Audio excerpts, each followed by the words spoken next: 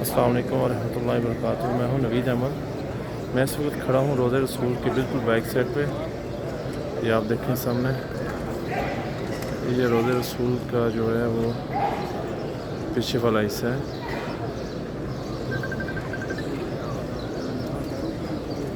सामने आपको गुम्बद नज़र आ रहा होगा।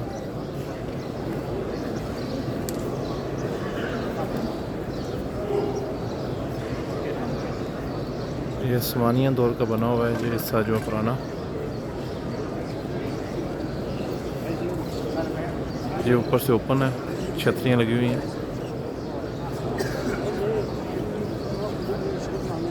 ये सामने जो है वो रियाजुल जन्नह का हिस्सा है, साथ रोज़े रसूल के साथ।